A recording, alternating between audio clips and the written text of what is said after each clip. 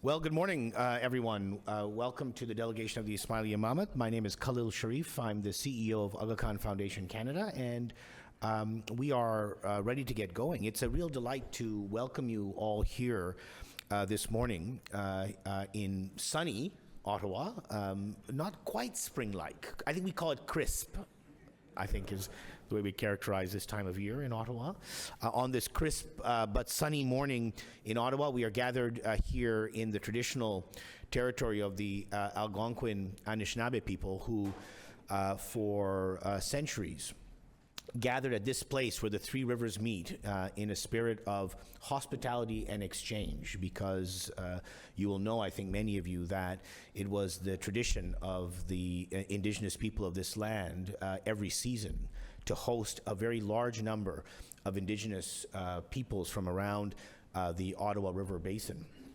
And they did that in the spirit of openness and exchange, certainly of goods and services, but also of relationship and ideas. And so we are inspired by that long tradition and are privileged to be able to continue it in our own way here today. Now, we're delighted to be hosting this event in collaboration with the Canadian Forum for Impact Investing and Development, affectionately known as CAFIID. This is one of those moments where you have two of your friend circles come together, so it's both fun and awkward. Because AKF Canada has been a long-time member of CAFIID and have learned a great deal from the members of CAFIID, who are, in a sense, very, very diverse, doing all kinds of different and interesting things, but have come together as a community of practice over some years now to exchange information and lessons and insight and resources around the whole question of what innovative finance looks like if you are really focused on important public and social purposes. At the same time, at least since 2022, we have been convening here a series of conversations on climate resilience and adaptation. Again, bringing together a community of practice and interest with prompting and partnership and collaboration from Kerry, who I'll introduce in just a moment, and others at Global Affairs Canada, to really tackle some of the issues at the frontier of what sustainable climate action can look like in the diverse contexts in the developing world where we are present. This has been a massive focus and priority for the Aga Khan Development Network, because it has been now a fact of life for many years in most of the parts of Africa and Asia where we work, that the very serious changes in climate are having massive quality of life impacts on the people we're seeking to serve. And the questions of how they should grapple with those and adapt to those, as well as how the world collectively might help mitigate some of those impacts, has now become an absolutely urgent question. So today we are bringing these two communities together and looking at the role of innovative finance in the work that we have been convening around nature-based solutions, especially, again, in community-oriented work in Africa and Asia. And I think we've got an absolutely stellar group of people who are here to help us navigate through this work and to address both the promises and the perils, the appropriate expectations and the inappropriate expectations for the role of so-called innovative finance. And I say so-called not out of skepticism, but because I want to make sure that one of our goals together is to situate the role of alternative finance into its appropriate context and what its position in the overall set of ways in which we might support and resource this important work. So we're going to start with an address by Jason Taylor, who's a co-founder of a climate finance advisory firm specializing in sustainably focused financial strategies, and has been a member of CAFIID. We've got a great panel of folks who are going to discuss both what Jason has said and draw from some of their own experiences, and then we'll wrap up with a few words from Kerry Max, who has kind of embodies in his being these two communities. Can I say that? I think I can say that. Who for many years was actually one of the great leading thinkers at GAC and practitioners looking at the whole question of innovative finance and its role in the development enterprise, and for the last several years has actually been at the forefront of mobilizing the Canadian civil society community around really taking climate action seriously in the developing world. And so in a sense, Kerry is the perfect bridge to help us bring some of these strands together. I'm not going to do detailed bios. You'll see a very contemporary QR code on the screen. If you take advantage of that QR code, you'll see the entire program for today's event as well as all the bios there. Suffice it to say, we have identified all kinds of very august and thoughtful people with great experience to bring to bear today. So with that, let me thank you all for being here and invite Jason Taylor to kick us off. Jason, over to you. Applause are appropriate.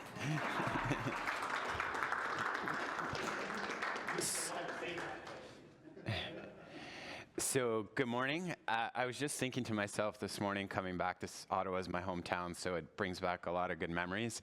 And then as I'm going further into this journey with everyone, I take notice of this beautiful environment and then the people that are all here gathered today to talk about such an important topic. And then I started to reflect on how would I be able to engineer my personal life so that I could start all my mornings like this for the rest of my life, and I would be une personne comblée, as they would say.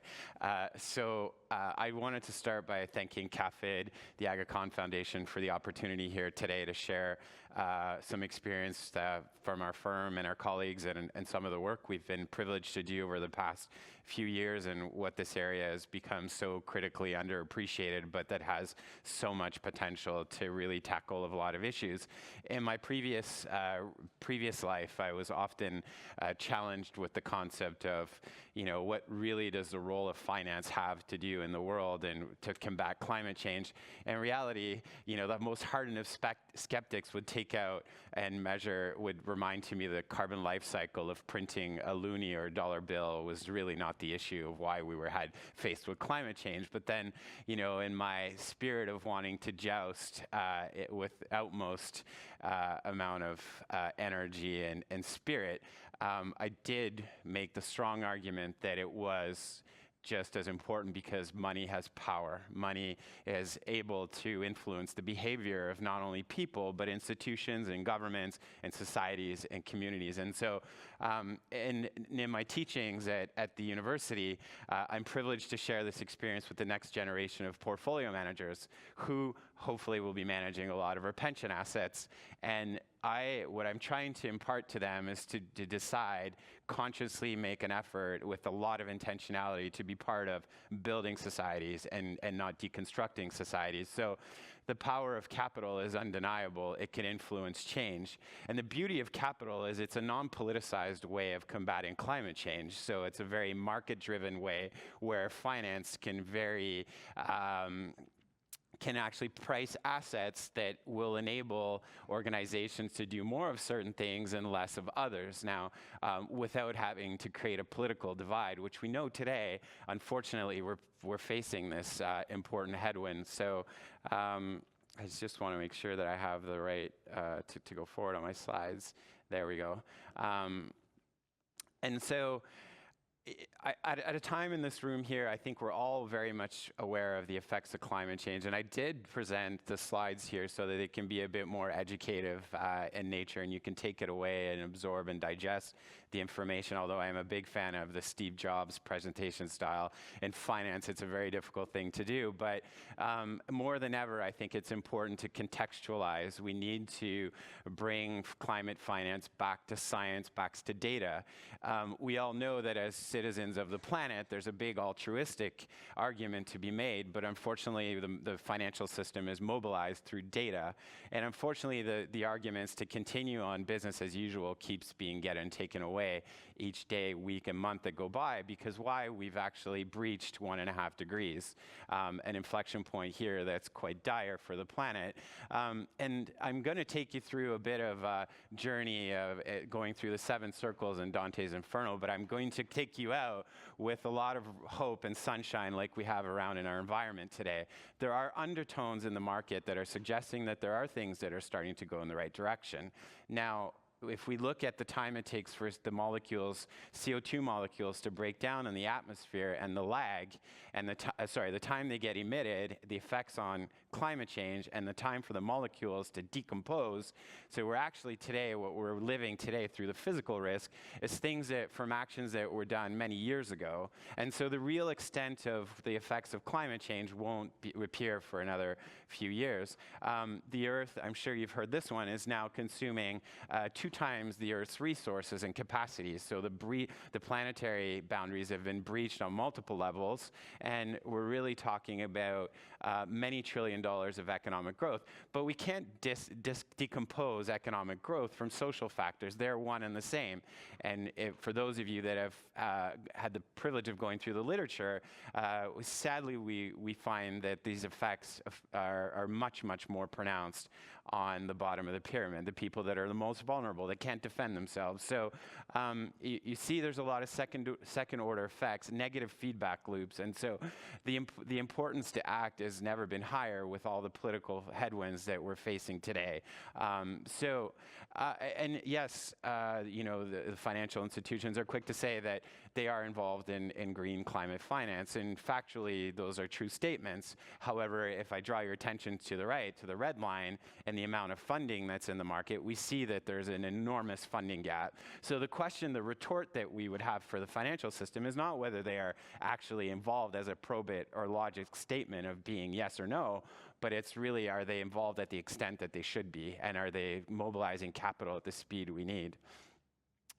So the undercurrent, so now we come out and the sun, and we're not quite going to hear birds singing like we do in the spring, but the clouds do start to part.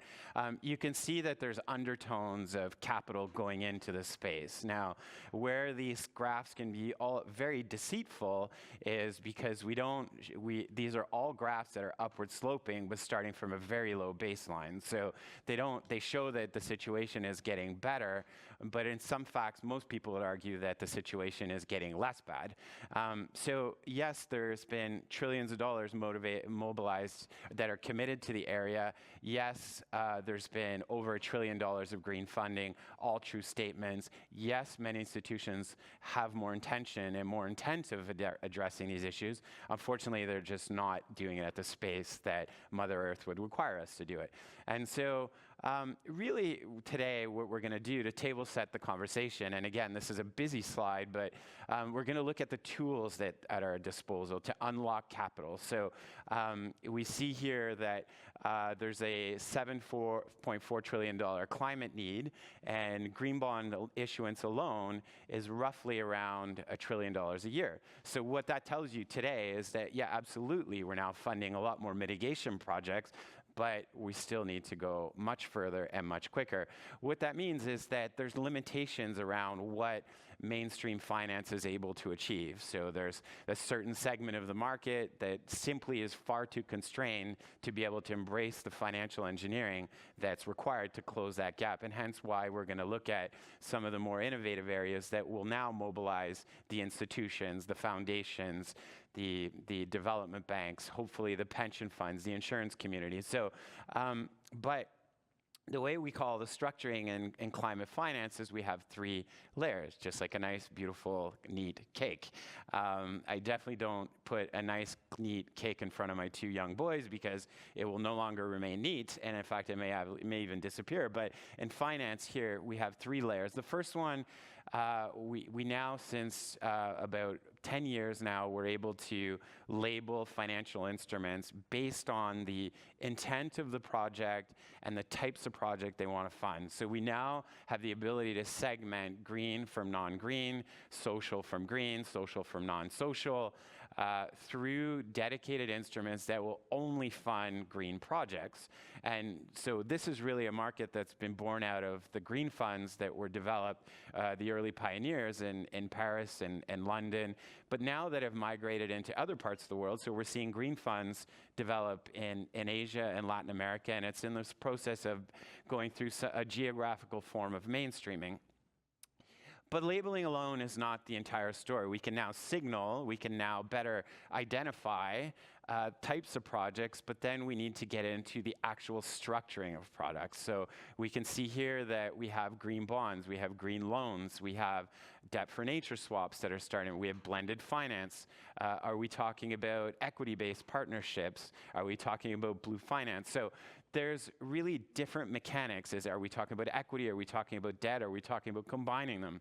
So that's the second layer. And then the third layer, at the end of the day, when you're trying to design and structure products, is really to bake in the concession. So how, the question is there going to be a concession? And then if so, how much is the concession going to be?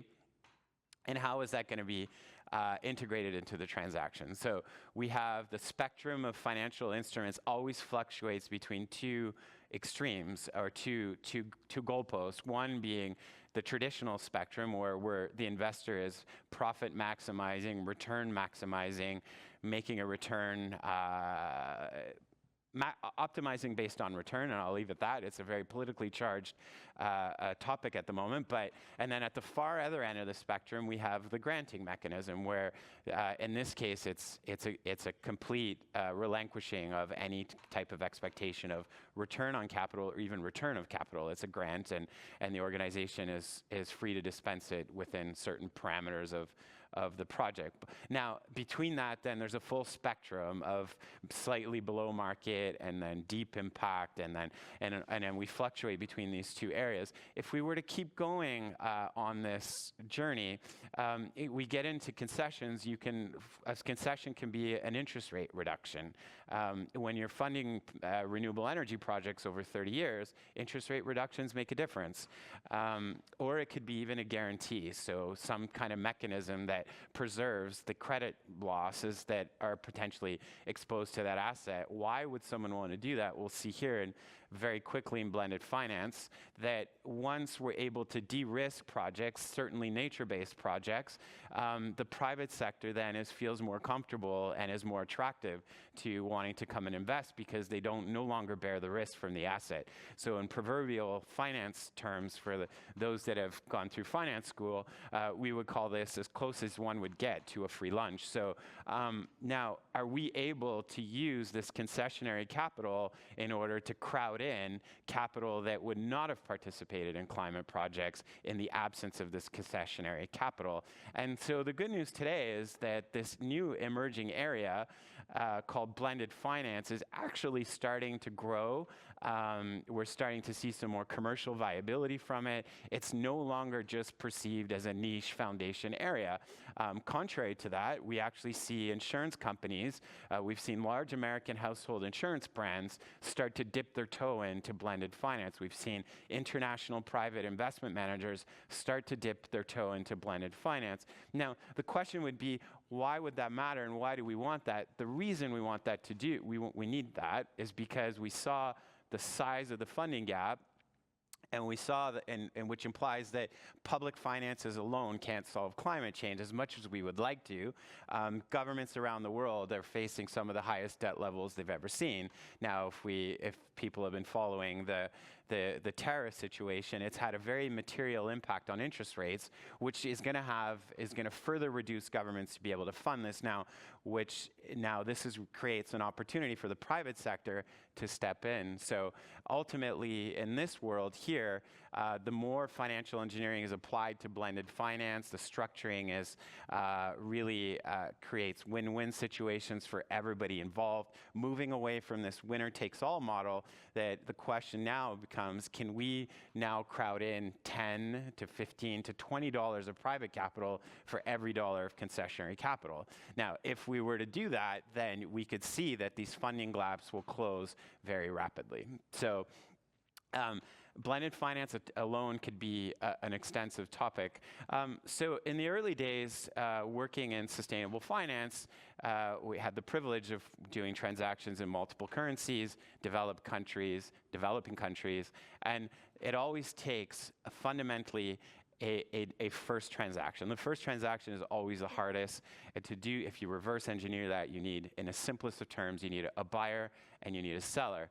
But the problem with that approach is that we know that climate finance needs to go much further than an investment banker and a pension fund, because we know the amount of technical assistance this requires. So oftentimes these markets start out with very good intentions, and within a matter of years they really hit walls based on capacity gap issues. So I think it's really important in any area of climate finance to remind ourselves that we will go much further and much faster if we work together as an ecosystem and everybody is involved. And so what we mean by that is we need to focus on building supply and making sure that we have high quality projects that have a very adequate level of governance that investors are going to be attracted to. Now, once it's a chicken and the egg, so once you have very high quality projects, then you want to have a lot of investors there, but investors that are committed over the long term. The last thing you want is a hedge fund in New York coming in to arbitrage a project because the asset was priced too low, and then they arbitrage and they extract value out of the project, and then they disappear. So in order to attract this capital so that it's there and it's persistence and it brings resilience to the funding programs over the long term, we need to ensure the demand side is also developed. So there's a lot of things that need to be done on both sides of the market. But even though, let's say we focus on a marketplace, if we go to a bazaar or we go to a city marketplace, we need buyers and sellers. But beyond that, we know that we need an infrastructure and supply chains to get the buyers and sellers there into a transaction. Now, in climate finance, oftentimes what I've observed is that the ecosystem's been neglected. We have these incredible institutions, these think tanks, these foundations, these universities that warehouse so much knowledge that are very, very critical to scaling these markets rapidly. So beyond the financial engineering. So we could, for example, sit here in a white canvas and we could probably design something very innovative, very flashy, very headline grabbing. The problem is if we design this in a vacuum amongst friends, it's going to be very hard for it to scale in the marketplace. So the role of policy is always interesting.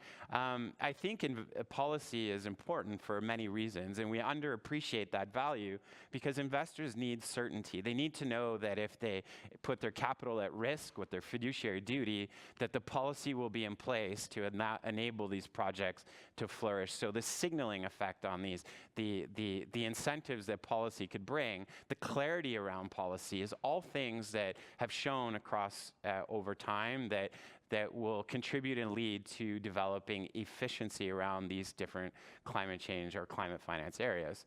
Nature-based solutions. So the topic that we're here today is really around an area that I believe was really catalyzed out of COP15 in my dear now second home town of Montreal. So we see, again, on the nature-based side, we see another funding gap. And in this case, it's reported there's a couple $100 billion of nature-based projects. In reality, in order to address all the realm of possibility, nature-based solutions, we need that number to triple, and it's probably even higher in my opinion. I think the estimates often are a bit more conservative in some cases. But the question that finance people always ask ourselves is, why? What are we solving for? Well, the answer in this case is very simple and it's very clear. We're talking about at least 50. So I hedge myself here and I say at least 50% of the global economy that's dependent on nature. Now we're talking about staggering numbers here and the many trillions of dollars. But then oftentimes we forget the human costs and the human dependency on nature-based. And most researchers would probably argue that almost all of human life is dependent on nature. So we know that we have a reason to act. We know that we have urgency to act. And so then we have this buffet of projects, and how do we sort them and we make sure we're allocating capital efficiently to the one that provides the most benefits? Well, you're going to see from my colleagues today that mangroves are incredibly rich in terms of sustainability characteristics. In some cases, they're reported to sequester up to 10 times the carbon of a rainforest. So that alone, in and of itself, has a lot of value. today we're going to hear more and more over the next year or two the need to fund resilience and adaptation, so first-line defense on tsunamis and hurricanes, so major resilience and adaptation benefits from nature. And then we can keep just peeling back and discovering all this beauty and richness in the assets, and we look at all the biodiversity. And then we look at the ecosystem services around that. So, and then we can even get into spiritual benefits, and we get into cultural benefits. And so when you look at this asset from a finance perspective, you see a lot of potential. So there's a lot of potential. There's a lot of well-intentioned ways to unlock that. So the question here, really, the word is, how do we unlock that capital? And so I'm hopeful that we will see more carbon and biodiversity credits being stacked, packaged, and bundled. So the good news is we now have a first generation of carbon credits. I would be very naive to now call that an efficient market, because it's plagued with inefficiencies. And I'm hopeful that one day our local stock exchange will help make this market more efficient so that we could crowd in more capital to climate. But in the time being, though, I think there's a value on carbon credits and the sequestration, but that there's now a market that's starting to develop. It's a very small market, so I'm going to temper my enthusiasm here on the numbers. It's merely a couple $1 million a year, but we see that it has potential to grow into the billions if we start structuring and starting to trade biodiversity credits. So now I think in terms from a financial efficiency perspective, what I'm hopeful that we see is a stacking of those benefits together. So if one is looking to invest in these projects, they are also going to be compensated on the carbon value, and they're going to be compensated on the biodiversity value. So we could spend at the university, we spend 3 days going over just this one slide alone, but the point is there are solutions. Now the question is, how collectively can we start to mainstream them and standardize these products and get them into investor portfolios as fast as possible? So case studies, it's really difficult to choose case studies because there's so many, but I mean, here's a small community in Africa that's been able to generate a small revenue stream, in relative terms off merely 10,000 tons of CO2 that was sequestered from a mangrove. Now, that amount may seem inconsequential, but for that community, it could be the difference between providing education. It could be the difference between providing access to healthcare. And so if we can continue to grow this, we can see that every dollar that gets crowded into these projects have multiple benefits that can address important human development issues as well.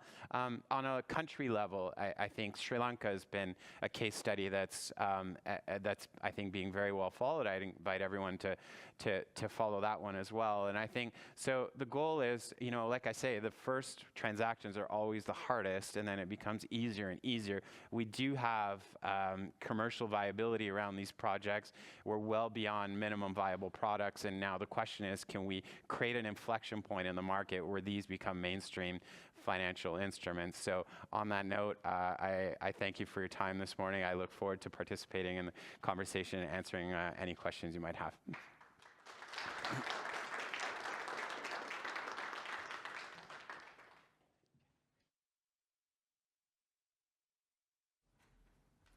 Thank you so much, Jason. Good morning, everyone. I'm Kirsten Eyes. I'm the Director of Public Engagement and Resource Mobilization here at Aga Khan Foundation.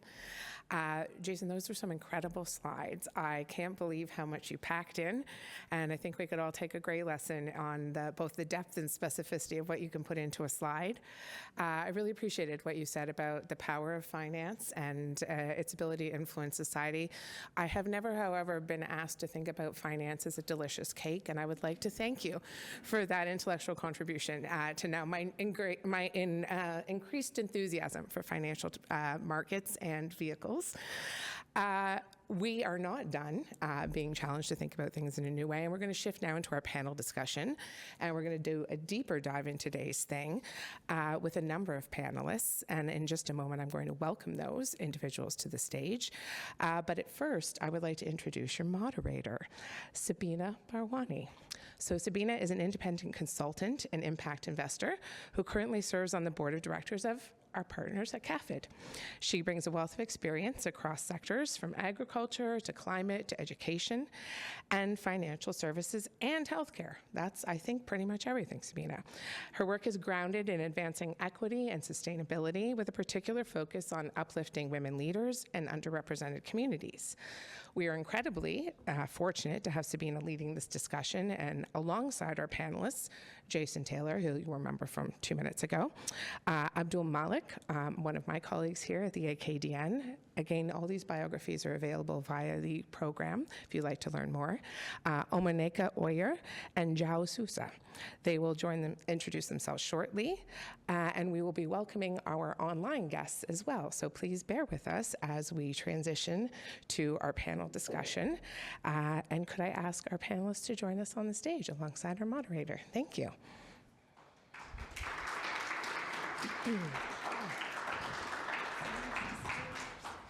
Thank you so much. Oh, sure. Thank you. Thank you. Excellent presentation. Hey, thank you so much. Loved it. Thank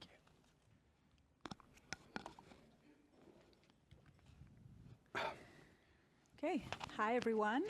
Welcome to the panel discussion, those online and those here in person. I'm very excited to moderate this panel today of esteemed speakers, both online and in person.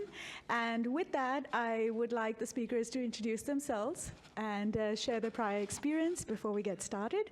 So Abdul, I would like to invite you to introduce yourself. Is it still morning? So good morning.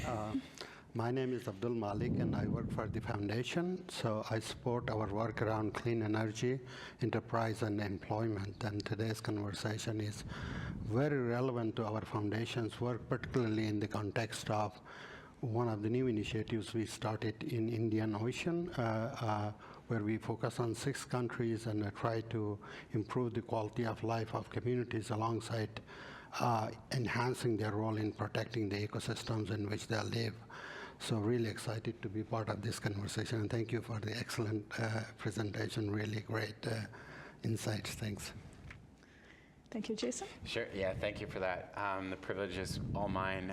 So yeah, Jason Taylor, I was formerly head of sustainable finance for 2 Canadian banks in a resource-based economy. I learned a lot in that experience. I started a climate finance advisory firm, so I really could try to do some of this stuff in a more customized fashion, seeing some of the underfunded investment theses around. So also sit on the board of the Montreal Foundation, where we proudly have a net zero commitment.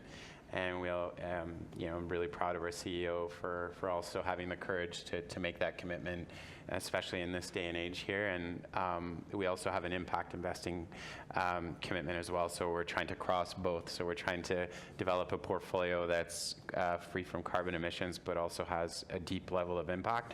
I found also through my travels leading these sustainable finance teams of talking about capacity building, I've decided to now share my knowledge with Concordia University, teaching in some of the programs there so that we can mainstream this knowledge. So there you are. Thank you. I have 2 young boys, and they keep me very busy when I'm not at work. Fantastic. I don't know where you find the time to do all this with 2 young boys. But great. Thank you. So I'd like to pass over to Omoneka to introduce herself online. Yes, thank you, Sabina. Good morning, everyone. Thank you for having me. I'm Omoneka Oyer. I'm based in Toronto. I work with MEDA, which stands for the Mennonite Economic Development Associates. It's an NGO headquartered in Waterloo, but with operations in East and Southern Africa, West and Central Africa, Latin America and the Caribbean, as well as Asia Pacific. Our focus is on agriculture, and so working in agriculture, we really cannot sort of stay away from the environmental aspects, the implications of that work. So a lot of our work focuses on conservation efforts, on trying to embed financing into the activities of the communities that we work with in order to encourage and incentivize them to to support their environmental sustainability. So looking forward to sharing more about some of the work that we're doing, some of the lessons that we're learning. I forgot to mention my title. I'm the Senior Director for Technical Areas at MEDA. One of our technical areas is environment and climate change. Thank you. Thank you, Monica. And now we'll shift to Joao. Hi there. I'm sorry, there's a lot of echo, maybe from my side, not sure. You hear me well? And introduce yourself. He's mute, I guess. Do you hear me well? Yes. Okay, great.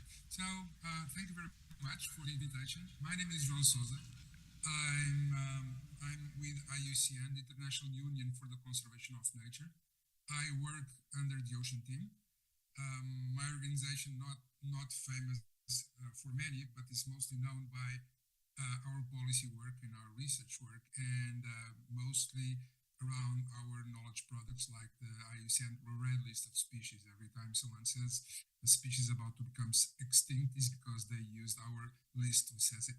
So I work mostly now in Blue Natural Capital. I manage to financing or re-granting facilities, the Blue Carbon Accelerator Fund, and the Blue Natural Capital Financing Facility. On the ground, we have now 21 projects that stem all from blue carbon to green gray infrastructures from Palau to Colombia to Peru to Liberia. So pretty much we'll have opportunity to discuss this. Once again, thank you for the invitation. And with that, we will dive. Sorry, I have an echo.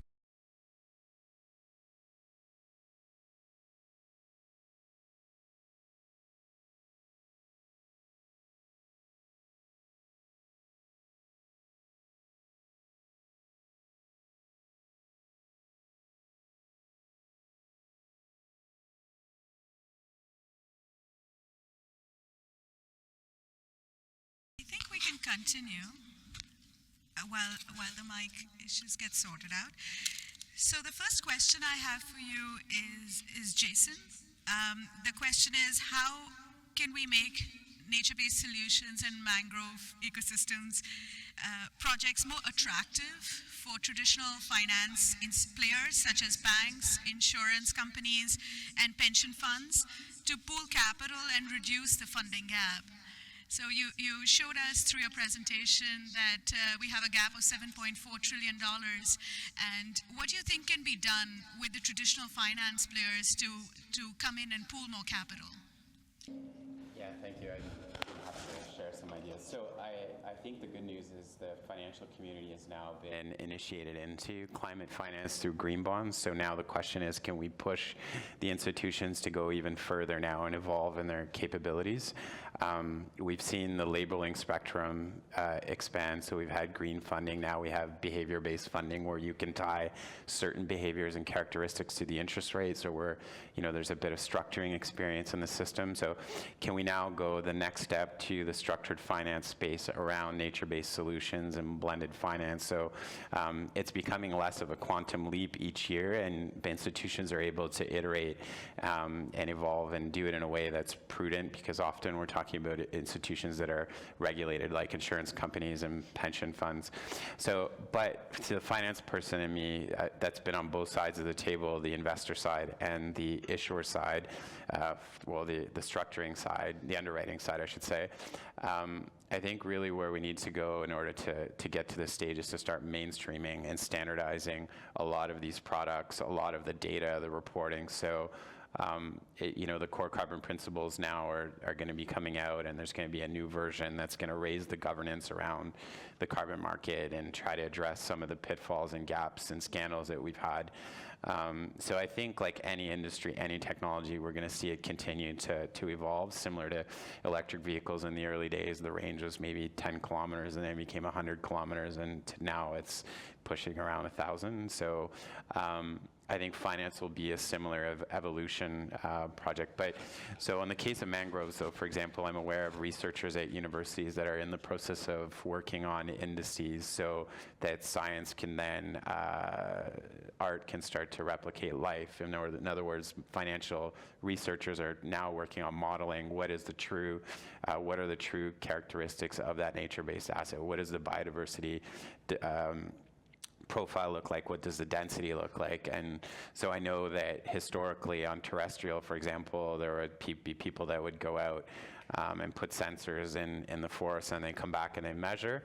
And then as technology evolved, now you're seeing some trying to use the satellite imagery, for example. So, and then now if you add in AI, are you able to measure and quantify those analytics in a more efficient way, where we actually, if you're investing in a biodiversity credit or a carbon credit or both, you're able to really be very specific on what you're targeting, and what that financial instrument is designed to build is really replicating life. So I think it's through data. I think it's through a mix of leveraging technology. I think it comes back to a lot of capacity building.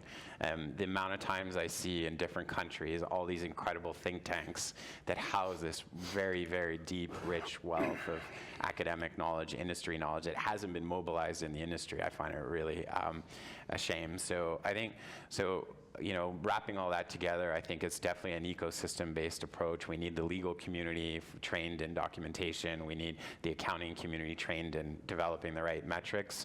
I think we need technology to make this data more efficient, more accessible in the investment process.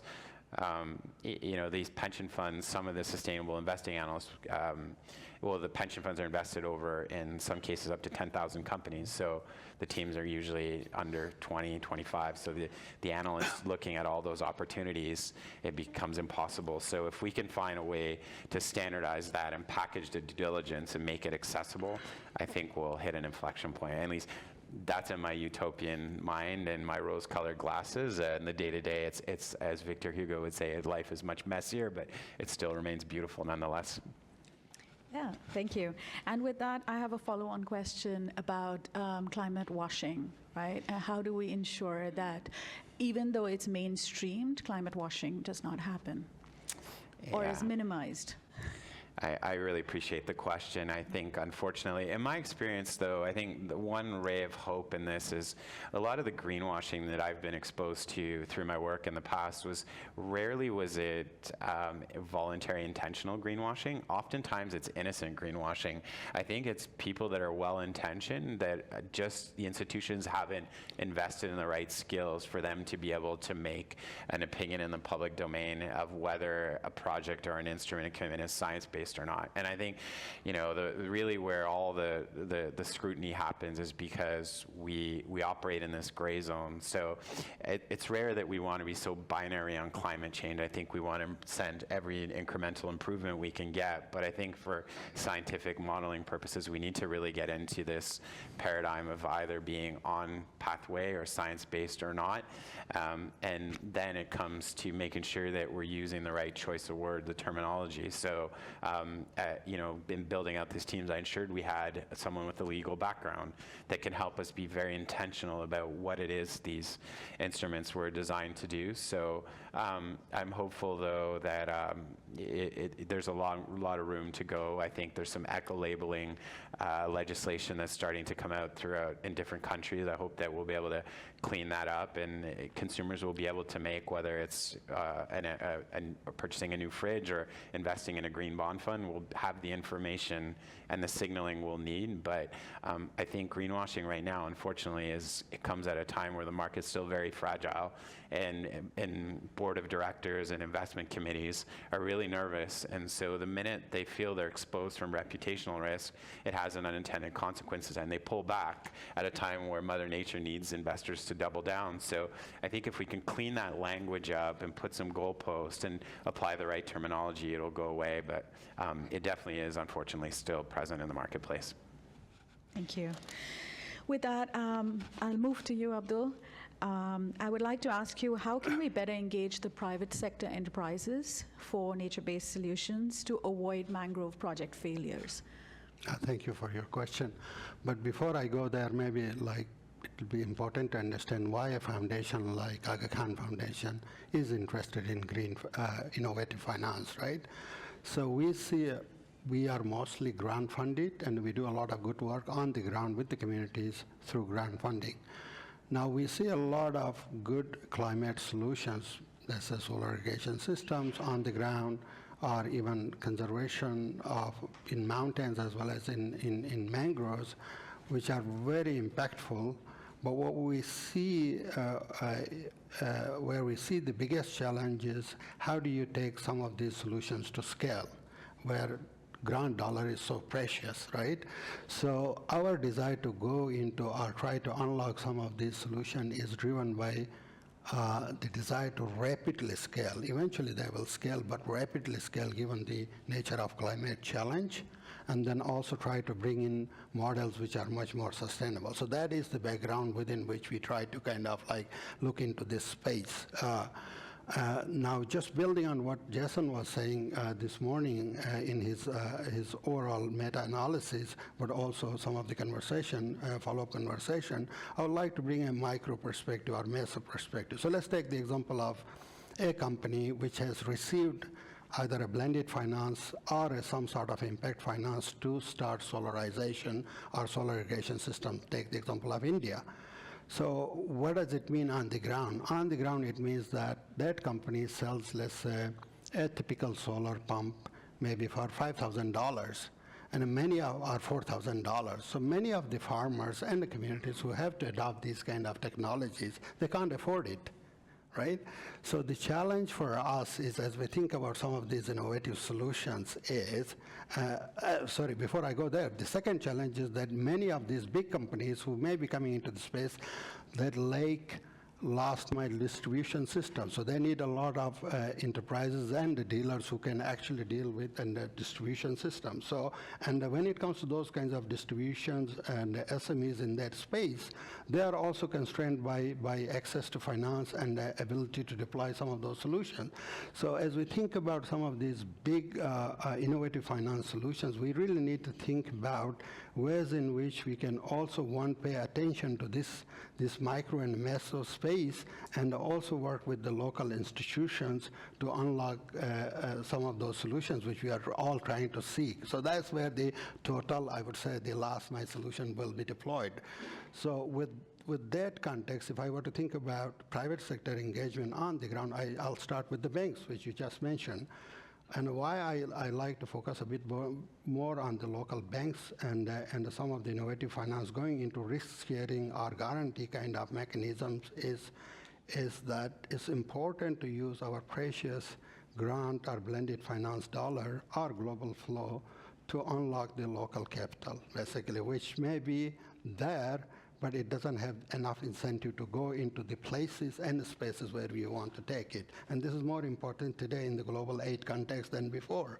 So we are trying to say, for example, work with the banks both for some of those SME finance, those we say, for example, technology providers or just enterprises working on mangrove products, is to bring down the cost of capital or borrowing for some of those SMEs, as well as take care of some of the risk related to default. So that's one thing which we would like to do in terms of, say, for example, engaging the private sector.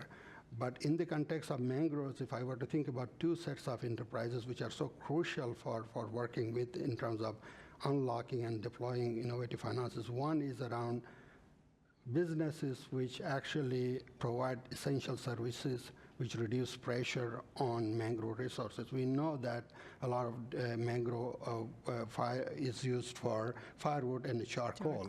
So if we can invest in energy enterprises, say, for example, and alternate fuel enterprises which can reduce the pressure, I think that's one clear area where we need to go more and work with both technology providers as well as the last mile SMEs. The other area is around enterprises which help diversify livelihoods beyond what they are already currently dependent on in say, for example, the meager, dwindling aquatic resources, right? So this could mean in some places ecotourism, in other places honeybee enterprises, in other places, kind of alternate region agriculture, for example. So we see in many of the communities where we work, some of those opportunities coming up where we see a lot of need for some of these investments to go. And I'll just close with my final remark on this one is go back to the original question that all these solutions, if you think about an innovative finance, are still talking about SMEs and the private sector. None of those are talking about the ultimate households which have to actually acquire those services. So we would like to say, for example, work with those banks to make those financial products more affordable by giving, say, for example, some stake of blended finance or even grant capital as a collateral deposit with some of these banks to reduce the cost for the ultimate borrower. And I think that's where we will see the true impact of some of the ideas which you just mentioned, Jason. Thank you. Thank you, Abdul. A lot of very important points there. And thank you for mentioning about the livelihoods, shifting the sources of livelihoods to other alternatives so that mangroves don't come under pressure. With that, I would like to bring Omanika in with your MEDA's assessment in Kenya. And I would like to ask you, how can we help to mitigate and reverse the negative effects of aquaculture on mangrove ecosystems? Thank you. Thanks, Sabina. So we recently conducted a biodiversity assessment through in one of our projects in Kenya, the Legend Project, and I'm happy to share the link later on. And what we found is that there the implications of aquaculture, which is a growing industry in coastal regions of Kenya, is having very adverse impacts on biodiversity, but also on the destruction of mangroves. So people, the community, and those who are involved in this business destroy mangroves to create new ponds. There's effluents from chemicals or other materials that are used to feed the fish. All those effluents are going into the mangroves as well. So the idea here is not necessarily, and I'll speak about another example where we were able to successfully move people away from destroying mangroves for economic benefit. I think it's really what we are learning is that we really need to understand why people are doing what they're doing and what the implications are, not just from an ecological perspective, but also from an economic perspective.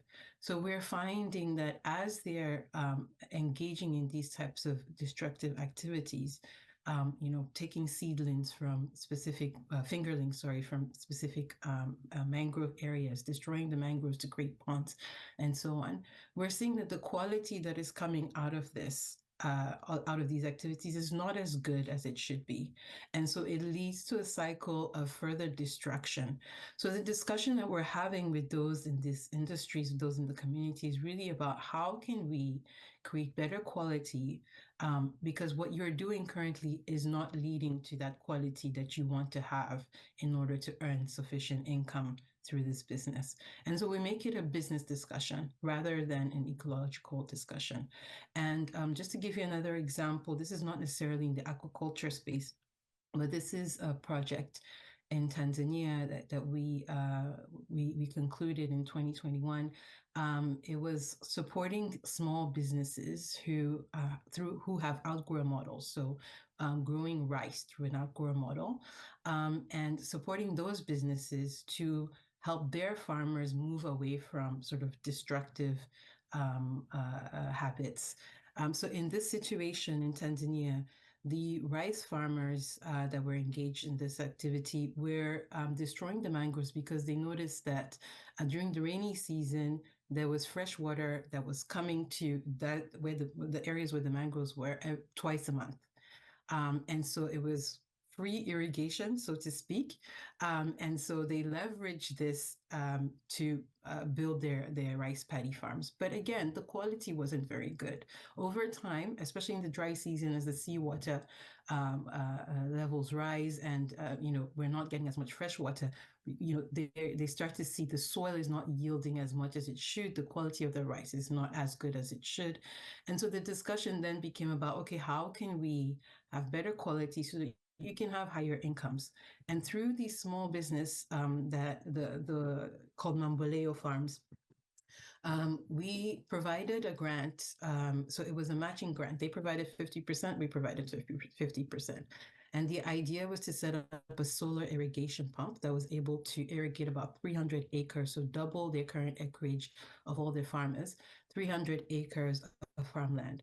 We also encouraged them to provide a higher quality seed, a seed that would not only result in higher yield, but was required to be planted on higher ground. So again, incentivizing people to move away from mangrove areas. And eventually we saw 400 farmers that were working with the Mamboleo farms really see an increase not only in their yield, we saw a decrease, significant decrease in the use of destruction of mangroves for rice paddy farming.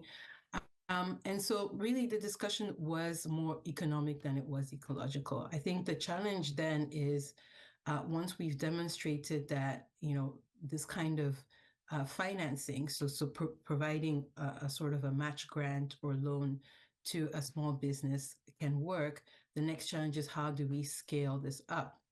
And so bringing in local financial institutions, as Abdul has mentioned, is key to that. Being able to share that experience and also build the capacity of the local financial institutions, because not all of them understand how to do this type of financing, climate financing, or even how to integrate blended finance. So building that capacity as well within that local financial ecosystem is quite important. So that's going back to your question on aquaculture. This is sort of the similar model that we will be looking at, is a discussion around, okay, you're not seeing the quality that you were expecting. And how can we therefore improve the quality without necessarily destroying the environment? And who are the stakeholders, the local stakeholders that we need to bring in, especially from the financial ecosystem, that can support that? And another example around carbon trading, I'm not going to go into that right now, but in Ghana, we had a very successful project looking at carbon trading on biochar, and we're going to be looking at how to replicate that in this particular situation to reward people for sort of as a reward mechanism for people to sort of stay away from mangroves or to restore mangroves. And for that, we need data. So we are exploring different tools that we can use to measure the regenerative efforts of the communities that we're working with, and so that they can also leverage this data to access financing through carbon trading markets, for instance, most of which, unfortunately, are led by international institutions. So still at the local level, the local financial ecosystem level, there's a bit of a gap, but at least there is that opportunity for them to earn some additional financing or to earn some additional income through carbon trading. So I'll stop there. I hope that gives a sense of what we're learning in aquaculture and from other projects, and how we are planning to sort of leverage finance at a very micro level. Thank you. Thank you, Monica. Thank you for sharing the specific examples. Now I'll move to Joao. With that, we discussed about agriculture. Monica referred to the rice paddies, and Abdul referred to bee farming and marine ecosystems. So, Joao, I would like to ask you, can you share some insights into the interconnectedness of the mangrove ecosystems with marine ecosystems with agriculture? And how can finance then provide more comprehensive solutions considering the interconnectedness of these ecosystems? No, thank you very much. It's a complex question. Understanding first that we normally would address these different components that provide different ecosystem services, like mangrove that act as natural buffers and serve as breeding grounds for 25% of marine species around. Seagrass provides habitat and food, help to stabilize sediments, and corals form complex ecosystems, also serve as natural barriers that reduce wave energy, and by doing so protect coastlines from degradation. and understanding that nature-based solutions are basically involving working with natural processes that address this type of societal changes. So, of course, we tend to see this as individual ecosystems and not understanding and having a holistic approach. And by working with projects that we have, as I mentioned before, from green-gray infrastructures, where we try to replace septic tanks from typical wastewater from households and replace them for bioreactors to basically degrade phosphates, nitrates, to then can use that water to throw to the ocean without any other treatment. Or we work with hybrid reef systems in Colombia to restore coral that will bring fisheries. We have to understand these are not isolated. And for me here, after this work we've been doing all this time, is that connectedness is a very difficult word for me to say. Basically tell us that our holistic approach needs to understand not only the connection between all of these ecosystems, but then between those ecosystems and, more importantly, with livelihoods and then economic sectors. And I could give you examples from landfills that do not contain the leachates properly, or agricultural runoffs that basically degrade mangrove, and then they go into coral system, and you can actually just fly a drone into see this from the top. It's so easy. But most interesting is trying to understand that, and this is true. What happens in the ocean doesn't stay in the ocean. Affects coastal and affects land ecosystems.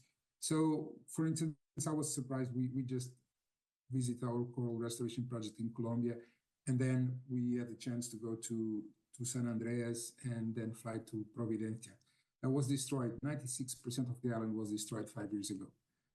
And I was, although our project was coral restoration, we knew some work was being done in mangrove restoration. So I got to visit this very, very nice lady, and in Manzanillo, and I knew she was doing some work with turtles on her own, no support, no grants, nothing. And I was really surprised, and I said, what is your motivation? And then while we were talking, this gentleman that was behind her restaurant was digging like a ditch from the mangrove to the water in the ocean.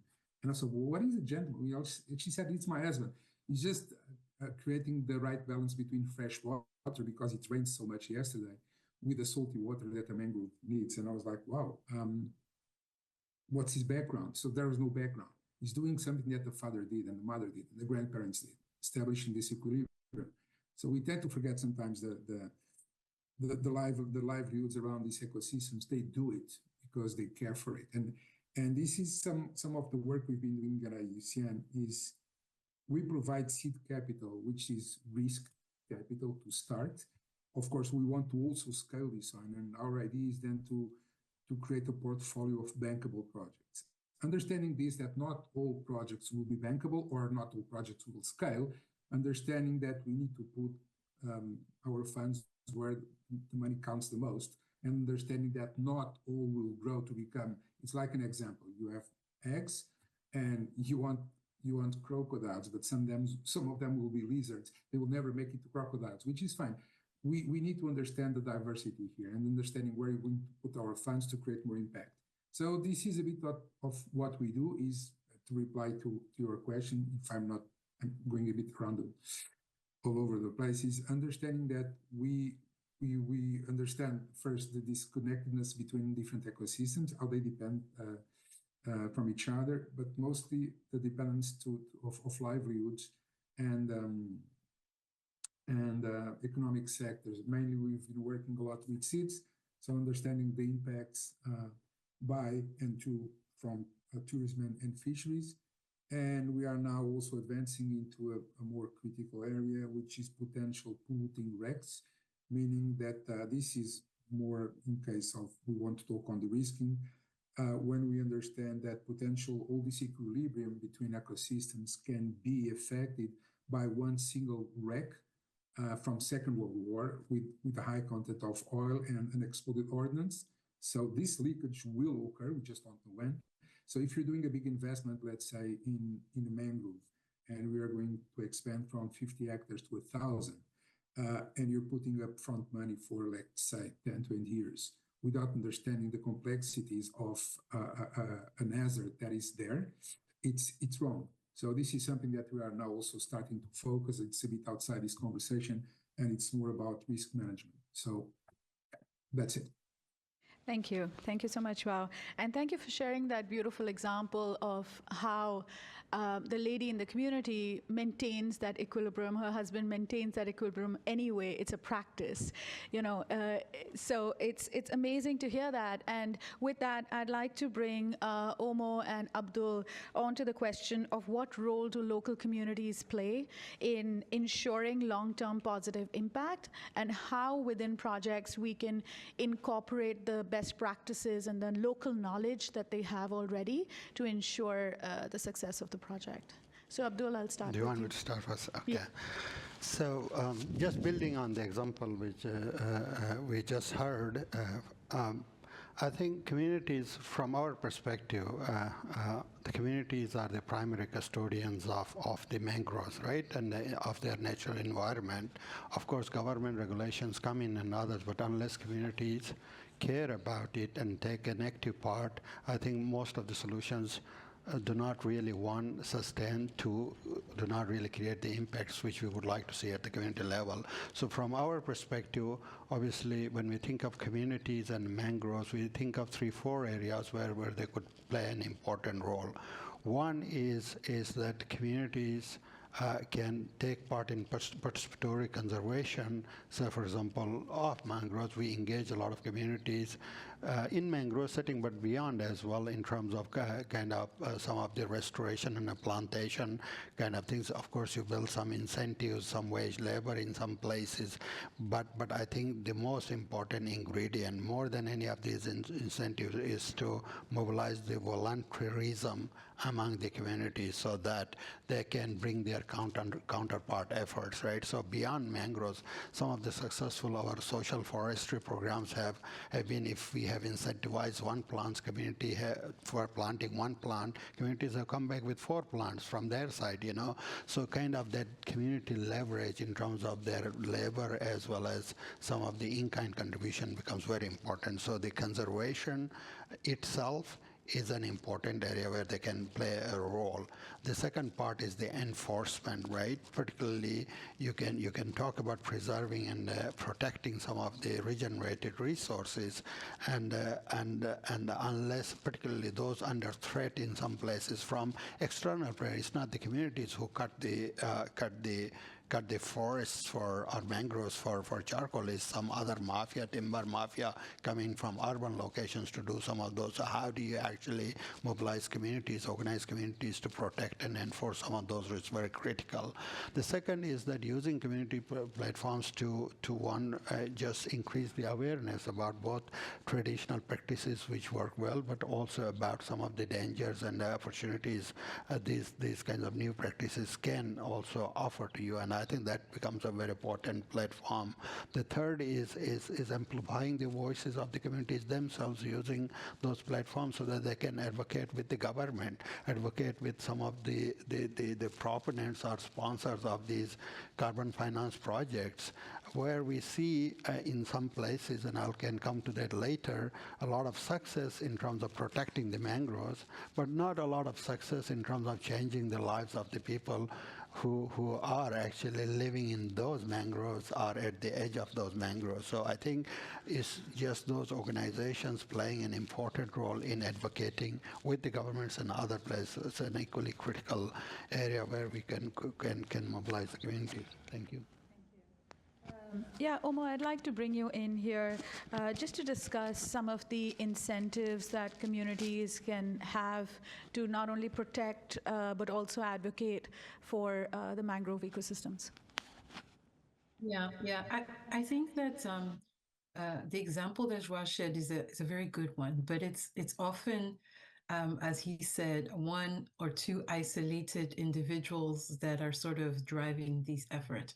We have to remember that in these communities, communities, there are different interests, there are different groups, some with more power than others, and some that, could have both adverse and, positive effects on their environment, including the restoration or destruction of mangroves. And we've seen both play out. And I think it's important not to discount what those interests are, but to try to understand them and to try to then address them in different ways. So the example that I gave of aquaculture in Kenya, where mangroves were being destroyed in different ways. So first of all, to build ponds, or through sort of the waste discharge from existing ponds, or from people going and harvesting fingerlings from existing mangroves. There is an economic reason for that, and it's an important one to take into account. People also want to feed their families and they want to grow their aquaculture businesses, and we shouldn't discount that. So how can we work with them to understand the benefits of preserving the mangroves in those communities? Because sometimes that knowledge is not there. And how can we also explain the implications, particularly the economic implications, if they continue to sort of neglect these ecosystems. And so a big part of our work has been on doing that. We in the Philippines, this is not necessarily related to mangroves, but a great lesson that we learned is about empowering what we call community scientists.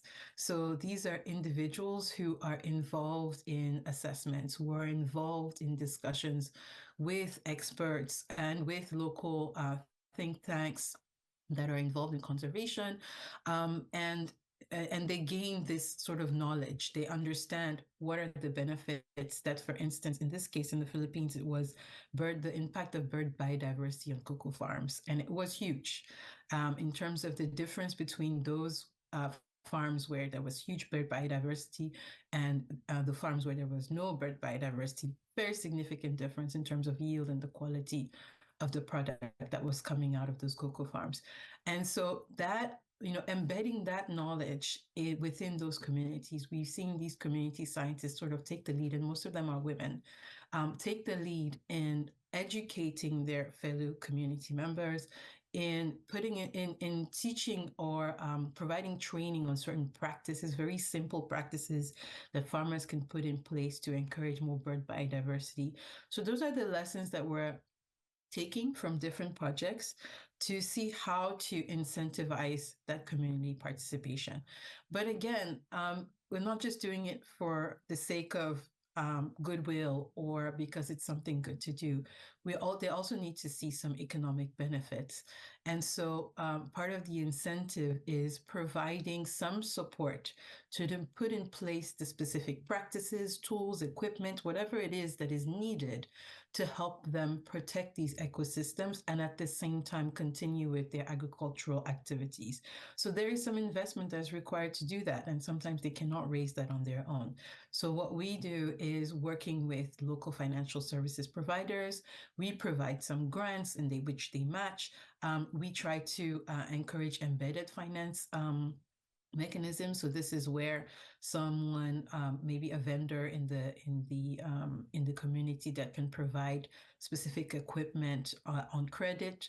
So these are different mechanisms and ways in which we can provide further incentives that sort of enhance or sustain this kind of behavior. Our third way, and I think a very promising initiatives around carbon trading. So, being able to be rewarded, earn some income from the activities around conservation and restoration.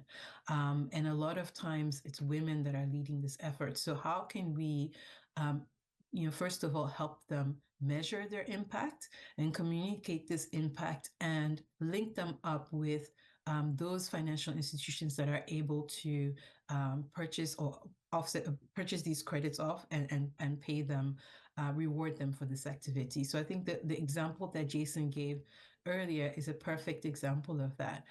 So I think when we talk about incentives, there are the most powerful are financial incentives from our experience. There are also non-financial incentives that we should look at, such as the example around, community scientists and helping them sort of build some skills and training in that area. But we should definitely not neglect that as much as this is an environmental issue, it's also an economic issue. And we really need to understand and address the economic interests of the community if we want to see sustainability. Thank you so much, Omo.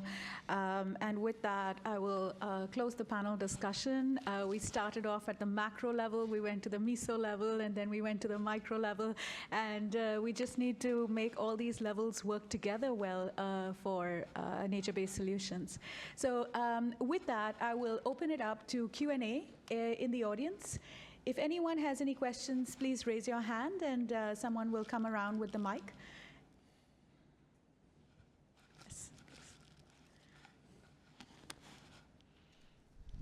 Hi, thanks, Sabina, and good morning to everybody. My name is Bill Duggan. I work with the University of Waterloo, and we implement the GAC funded project, NBS project. We do a bunch of things, but one of the things we do is support mangrove restoration and conservation. One of the challenges we've seen, and Jason, you might be best suited to answer this, but maybe anybody else can, is that where there's been pilot projects in Indonesia for performance-based payment for preserving mangroves and that, and then paying people for carbon sequestration. Less so for biodiversity conservation, because that's still being figured out, the whole credit system and criteria. But what we've seen is that there doesn't seem to be a lot of economic benefit for the local people, the people that are really doing the work and are really the stewards, and I understand that there are big financial risks, especially if it's not a multilateral bank, if it's private sector money coming in. But how do we develop systems or mechanisms where there's more in it for the local people, so it's worth it for them? Thank you for this question. And I've had the pleasure of working with some fantastic Waterloo environmental science students on my teams who've structured some really groundbreaking transactions. So really admire the work being done at the university. So yeah, this goes back to my earlier comment of the role of stock exchanges. So I wrote a paper at school on biodiversity credits, and I took the example of a small farm holder that was generating credits, but that when it came to time to monetize those benefits, there was no market, so there's no way to value these credits. And so you get into this perpetual world of information asymmetry where very wealthy banks have access to be able to find and value these assets at the expense of the people that are actually mobilizing the capital into projects. So the single most effective way to remove that information asymmetry is to take that market and put it on exchanges so we can all see that price of those assets publicly, and then people can trade around it until it gets down to the theoretical value and the market value of that transaction converges, and then we have what we call as an efficient market. So we're far away from that, but so what happens with that is that you have value creation on a project, and from a Mother Earth perspective, you would want the majority of that value to go back into creating a multiplier effect, so you multiply these projects. Unfortunately, the way we intermediate these financial products is that it's heavily tilted so that value gets appropriated by investment bankers and traders, who then go and use those bonuses to consume more luxurious goods, and they continue to be in the top 1% of carbon emitters. So we see that we have a structural, fundamental issue in the marketplace here that's creating, unfortunately, too much financial inefficiency, which has an effect of disincentivizing farm holders from continuing to do those projects. And so these markets don't become viable, they don't scale, they have a project, the economics, as was mentioned so eloquently, aren't skewed and favorable to continue to do this. And so I'm very hopeful that here we have one of the most largest and sophisticated stock exchanges in the world. I'm hopeful that one day they will mobilize all that technology, that capital, that regulation in order to address this issue. I think on a pay-for-performance perspective here, you have multiple stakeholders. So I think choosing the intermediary or the project manager of that, who's going to negotiate with the investor what that coupon payment is going to look like and going to price it accordingly is really important. So I think you need an intermediary that's going to be probably more incentivized to represent the interest of the project people developing the projects. Otherwise, the intermediary gets captured by industry, and most of that value flows back to a really high coupon. So I think that is an important governance mechanism and a gate that we need to put in to make sure that there's no outliers and unintended consequences. As far, again, and then if you look at the actual capital raised, for example, from the private investors or the BlackRocks of the world, we want the majority of that capital to flow down to the project. So we also may need to select an intermediary that will be able to, one, find those community groups that are chronically underfunded that have that skill, and will make sure that there's an equal distribution, again, of the value they create. So I'm hopeful that over time there'll be some regulation on this, there'll be more transparency, but the pay-for-performance model has had tremendous success, and I would love to see it extend into more climate projects. So I think for me it's a lack of governance issues, and it's a lack of market infrastructure where we can shine a big light on these projects and make sure that there's no financial appropriation of these projects to the detriment of Mother Earth. Small addition. So I don't know about that project, but you must have heard of Delta Blue Carbon in Pakistan, for example, one of the largest projects, which is a carbon finance project, very successfully restored maybe like close to 90,000 hectares of degraded mangroves, right? So it's seen as one of the big successes. So it is a success in some ways in terms of like restoring the ecology and the mangroves. But unless there is an intentionality in the design of the project to actually do two things, either at the very upfront have complementary livelihoods and economic drivers and activities for the communities which is going to benefit. It's not going to automatically happen. That's the reality. And we see that. I mean, we just started a project there. It's a very successful project, but when you go to the communities, what is their biggest problem? Drinking water. They don't have drinking water. They have to buy and they pay all their wages to buy drinking water in the bottles or whatever you want to call them. So and the second part is that, so if you are not building these kind of intentional economic programs into the projects, you need to have some mechanism or some compact that the benefits of the carbon finance could flow back, a part, if not large part, flow back to both economic and the social activities at the community level. So you just heard this last on the slide, this Mikiko. I'm glad you brought this example. I think it's working in 2 villages, and we are coincidentally starting the mangrove restorations in the adjacent villages, and it could well be our partner to do the same thing at the very community level, where I think a majority of benefits of carbon are already flowed back to the community. So we need to have at the design level and the post-design carbon benefits distribution level, we need to design those projects. Unless, otherwise, as I say, it could be a success, as some of my colleagues were saying about in terms of environment, but it may not be a success for the communities. So I think I can't really overemphasize this need for designing projects well. Does that answer Thank you. your Yeah, no, very, very helpful. Thank you. Okay, thank you. Anyone else in the room would like to ask a question, sorry? Otherwise, we move to the online participants. Yes?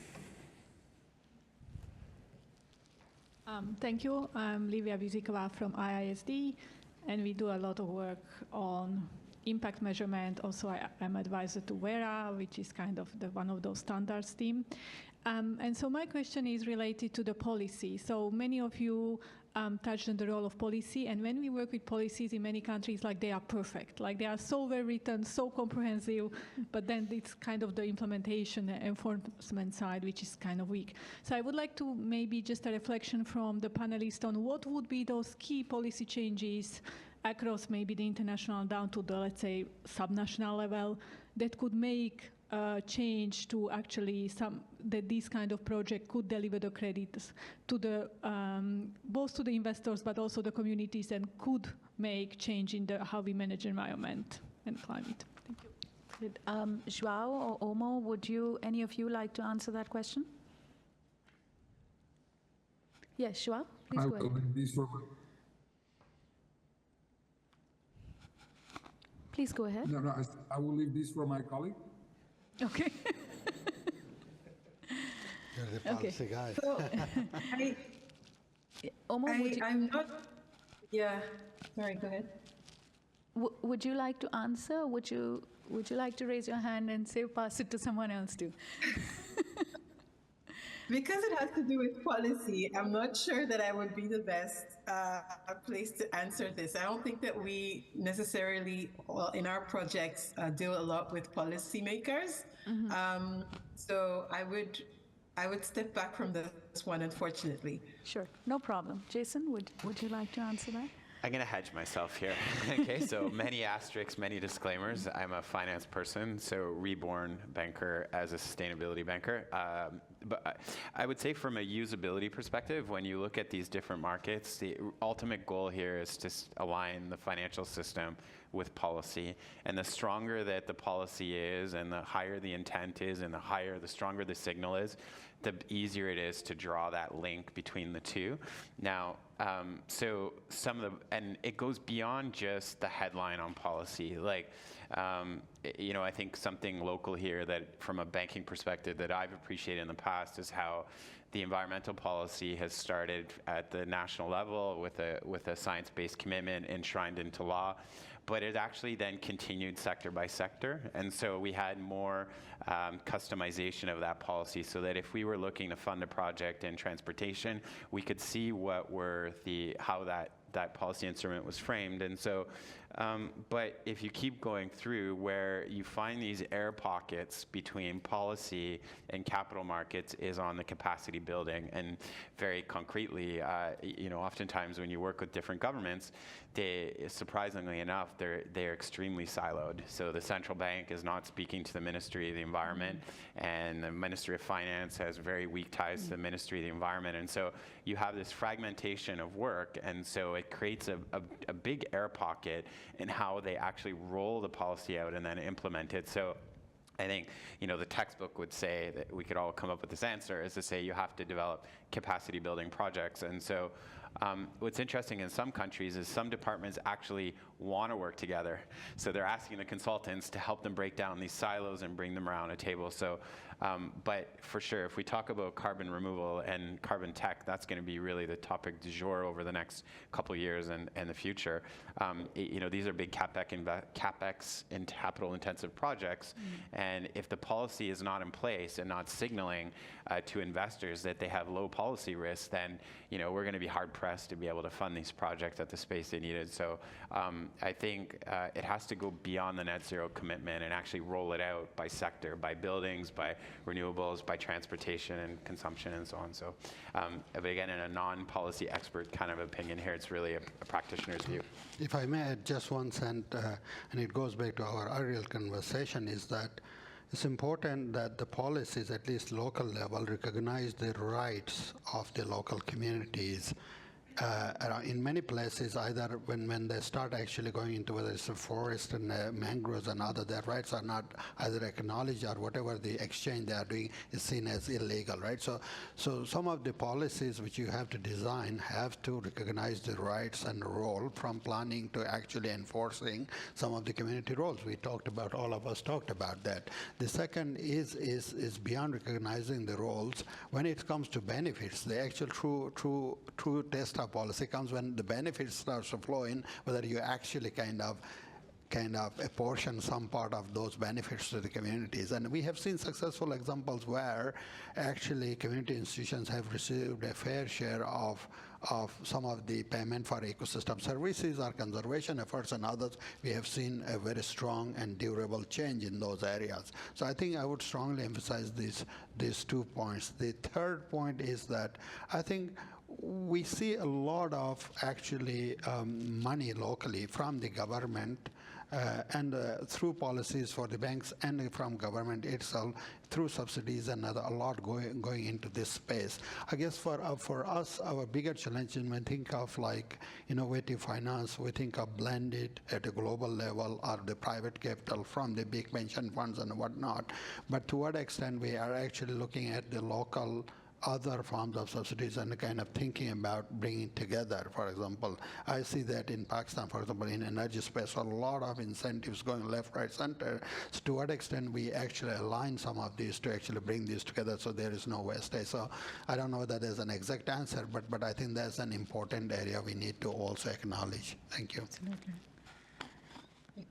If I may add, sorry. Hello, can you hear me? Yes, Omar. Sorry, I made a comment earlier that we don't deal much with policymakers. Perhaps that's a bit unfair, but I guess the challenge that we see is not in the policies themselves, which are very well written and often, in line with what you would expect from any policymaker. And in line with international standards. The problem has always been in terms of enforcement. So either due to a lack of resources, lack of data, just lack of manpower, to be honest, at the county levels in coastal Kenya, for instance. And so that has been the challenge. It's not in the actual wording of the policy, it's actually in the resources that are needed to implement that policy. And I would agree, though, in terms of policies, that there is a significant gap around carbon sequestration and trading in the countries that we work with, and something that many individuals are asking themselves how they can develop this locally, how they can sort of encourage this kind of activity, not just coming from overseas, but also developing local capacity. So that is perhaps an area where we would like to explore further, but it's been frustrating because the policies are there, but the people, the data, the financial resources to actually sort of ensure that they are being implemented properly have been somewhat lacking. Thank you. Thank you, Omar, for adding that. We are almost at time, and I would like to give our online participants a chance to ask their questions as well.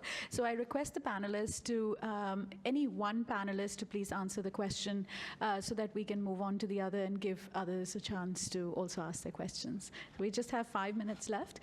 Rachel, I pass it on to you to ask some of the online questions. Thank you. So for our first online question, I have both Jason and Onika mentioned data as an area of emerging research and need. For the entire panel, but for today, one person, what are the most significant data gaps that would A, help accelerate mitigation and adaptation efforts, and B, de-risk financing of nature-based solution projects?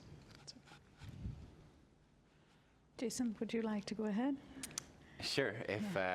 Okay, so thank you. That's a great question. So I've been trafficking in and out of these transactions and these discussions now for a few years, and I think an irritant that I have when I'm discussing with governments or large corporates, is that they will use the lack of data or the imperfection of the data not to take action, and notably around mitigation. And so oftentimes you'll hear a bank, you'll hear an investor say, well, we can't disclose our carbon emissions because the data is not perfect. Well, I'm pretty sure the scientists in the room would agree that we're able to measure a molecule, a ton of CO2, quite scientifically.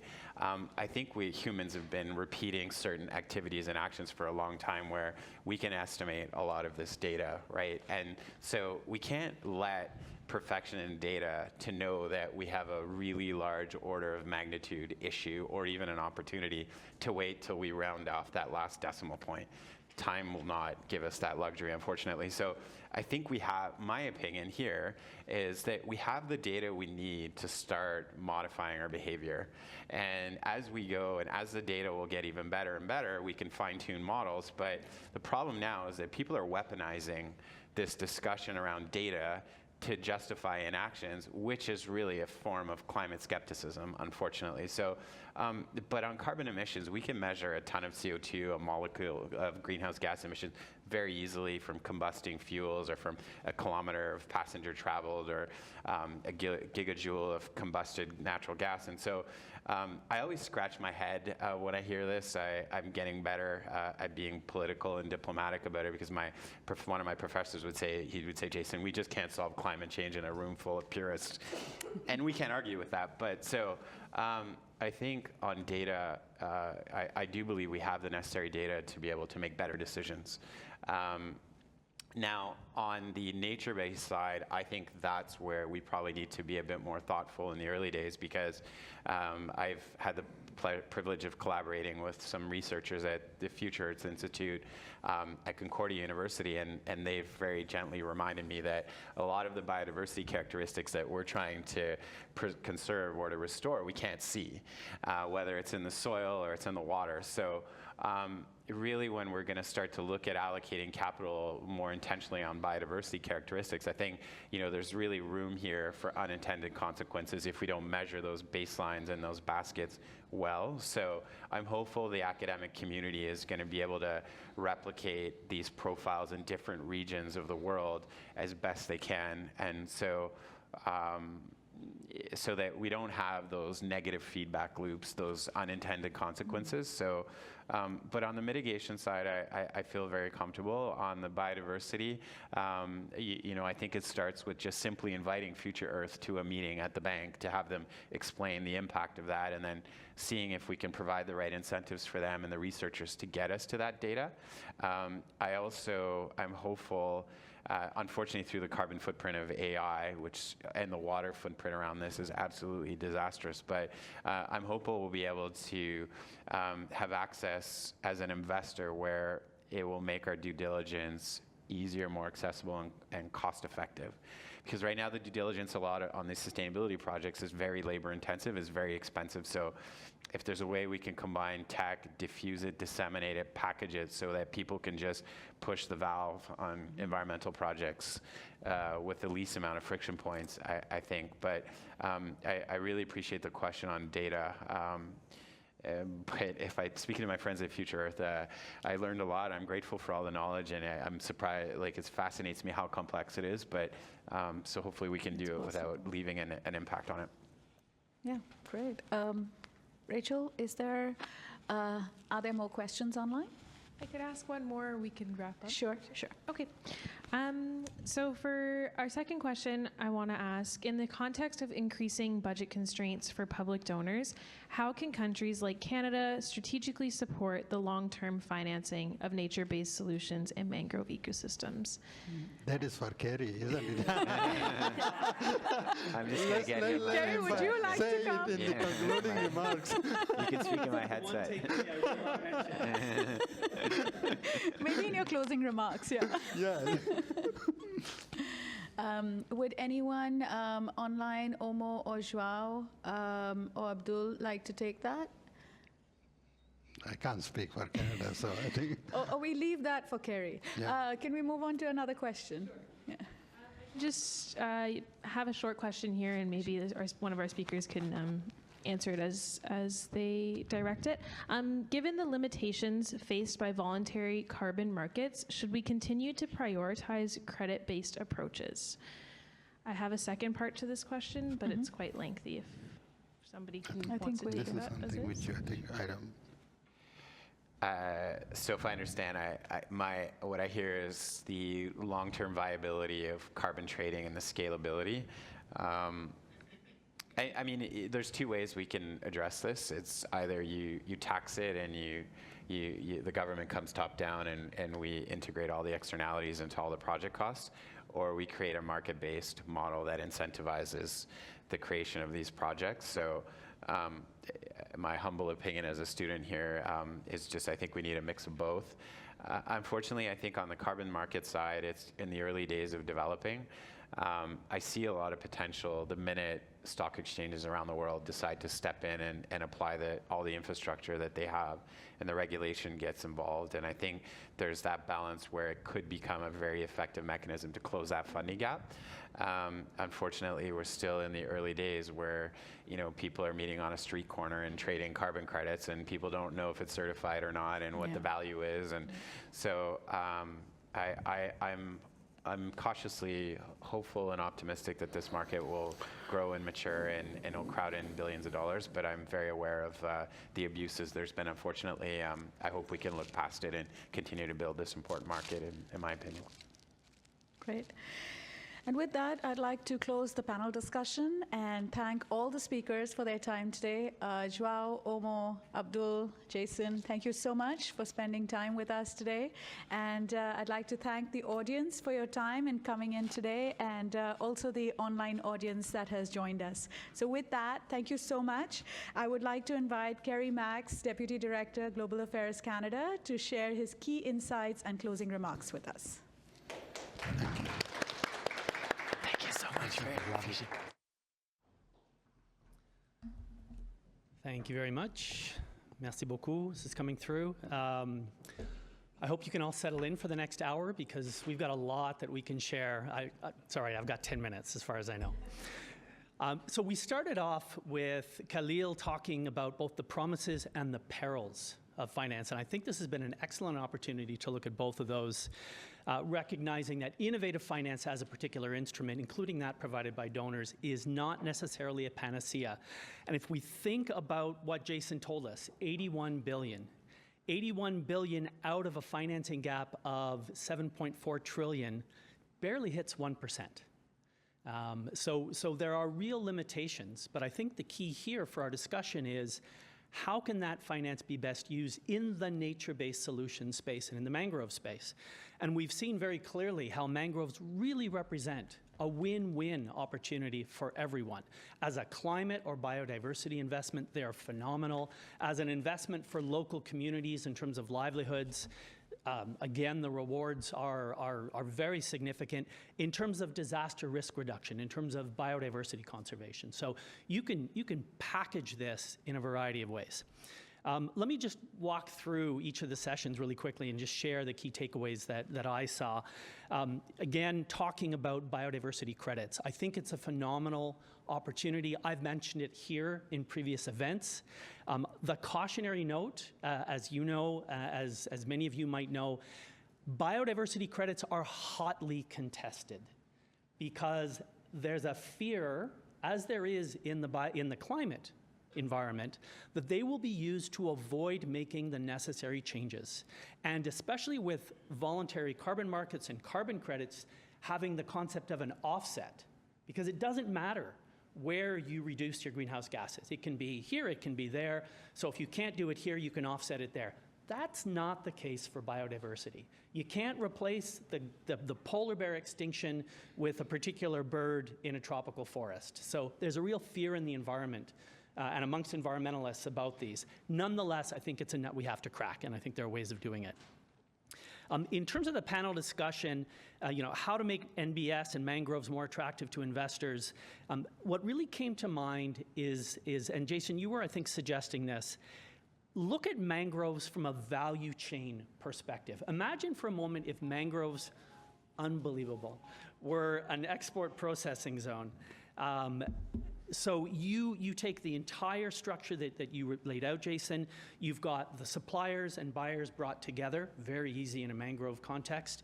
But then you bring in enabling environment. Then you bring in policy. And the questions on policy and enabling environment were bang on. Enabling environment, in this case, the technical capacity, the capacity building related to site selection, seedlings, planting, maintenance, monitoring, reporting, and verification.